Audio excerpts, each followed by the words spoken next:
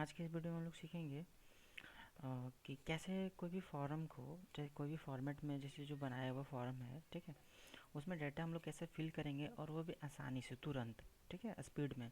क्योंकि देखिए, जब कोई भी तरह का डेटा एंट्री होता है तो देखिए, डेटा एंट्री कुछ अलग चीज़ नहीं होता है। जैसे इसी तरह का कुछ डिटेल्स होता है। जैसे मान लिया हम शोरूम में काम करें तो शोरूम का अलग डेटा एंट्री होगा, मतलब उसमें अलग ये सारा कुछ लिखा हो रहेगा, हेडिंग वगैरह, ठीक है। जैसे आप पोस्ट ऑफिस में काम करें तो पोस्ट ऑफिस का अलग डेटा रहेगा, ठीक है। तो डेटा को एंट्री करना उसको बोला जाता है डेटा एंट्री। कुछ उसमें कुछ अलग कुछ नहीं दिया हुआ रहता है, यही सारा कुछ मैटर रहता है, ठीक है। जैसे मान लिया हम यहाँ पे ये कोई भी सेंटर को लेकर के हम डेटा एंट्री कर रहे हैं, तो सेंटर में क्या क्या हो सकता है वो उस चीज़ का यहाँ पे हेडिंग देना होता है।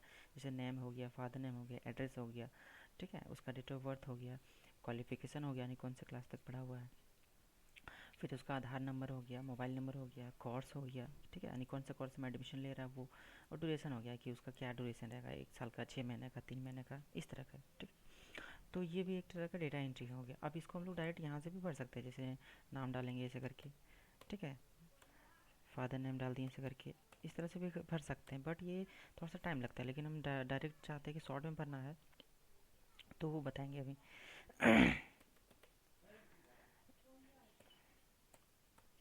जैसे हम यहाँ पे डाल दिए ऐसा करके, फिर क्वालिफिकेशन डाल दिए हम, और आधार नंबर कोई भी डाल दिए ऐसे करके, कॉन्टैक्ट नंबर भी कोई भी डाल दिए, कोर्स डाल दिए हम DCA, ठीक है, और ड्यूरेशन डाल दिए 6 मंथ, ऐसे करके, ऐसे। तो ये इस तरह से भी भर सकते हैं, बट इसको हम चाहते थोड़ा शॉर्ट में भरना है आसानी से, तो उसके लिए थोड़ा सा लंबा प्रोसेस है, हल्का सा उसको देखना पड़ेगा।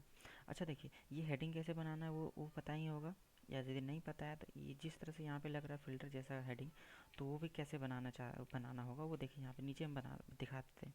जैसे हम यहाँ पे नेम दे दिए, शॉर्ट में बना देते हैं, एड्रेस दे दिए, क्लास दे दिए, और आधार दे दिए। इतना ही बना देते हैं हम जैसे दिखा रहे हैं। तो क्या करेंगे, ऐसे करके यहाँ पे सेलेक्ट करना होगा। सेलेक्ट करने के बाद फॉर्मेट इस टेबल में जाएंगे, और यहाँ पे जाने के बाद कोई भी एक डेटा ले लेंगे, जैसे ये ले लिया ऐसे करके, लेने के बाद यहाँ से ओके कर दिए।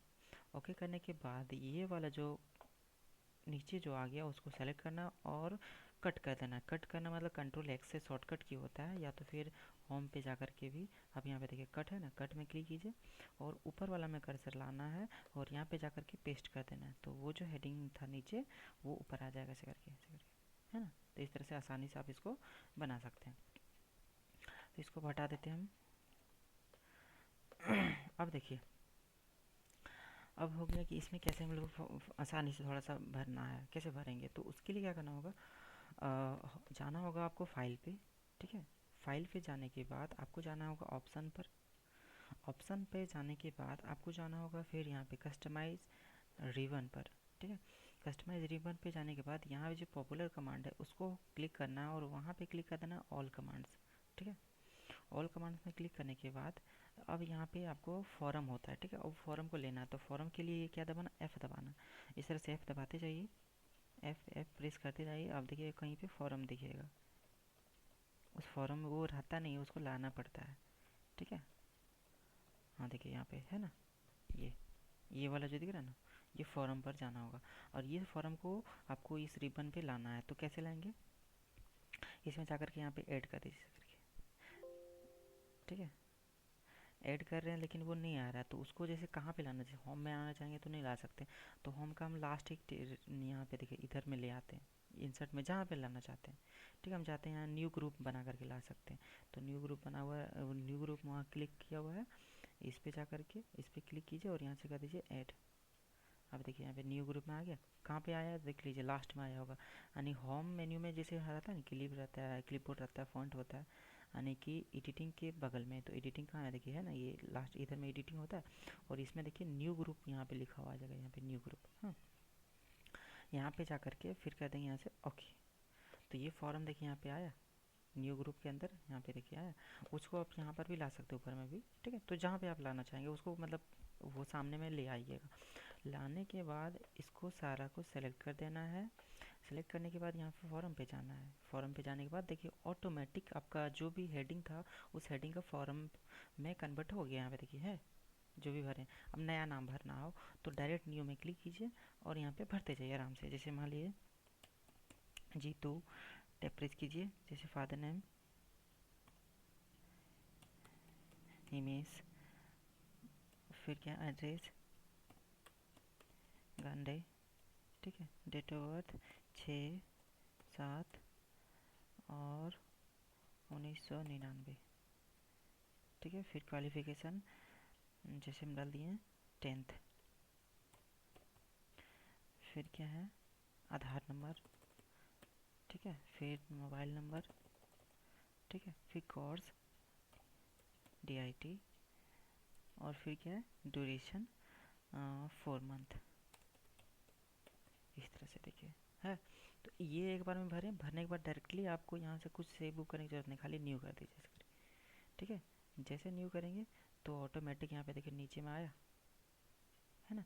तो इस तरह से आसानी से आप मतलब इसमें कोई कुछ करने की जरूरत नहीं, खाली यहाँ पे नॉर्मली इस जगह पे फॉर्म भरते जाइए, वो ऑटोमेटिक यहाँ पे भरता ही जाएगा, ठीक है। फिर इसी तरह से जैसे मान लीजिए हमको करना है मोहन, मोहन, ठीक है, टैब प्रेस कीजिए, फादर नेम लिख दिए रोहित, फिर क्या है एड्रेस, एड्रेस दे दिए हम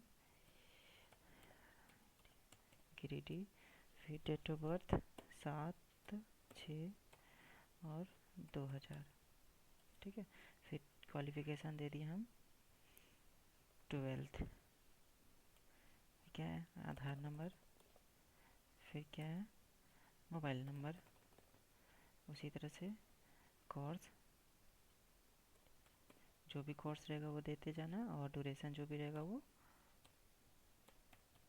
इस तरह से आराम से भरते जाए। फिर से न्यू करिए, न्यू न्यू आ जाएगा तुरंत ऐसे करके, ठीक है। तो यहाँ से आप डायरेक्टली फॉर्म भर सकते हैं ऐसे करके आसानी से। देखना हो पीछे करके तो यहाँ पे देखिए ऐसे करके पीछे आगे करके भी देख सकते हैं। डिलीट करना कोई भी डाटा को तो डिलीट भी कर सकते हैं ऐसे करके, ठीक है। तो यहाँ पे बहुत सारा आसानी से डाटा को भर सकते हैं ऐसे करके।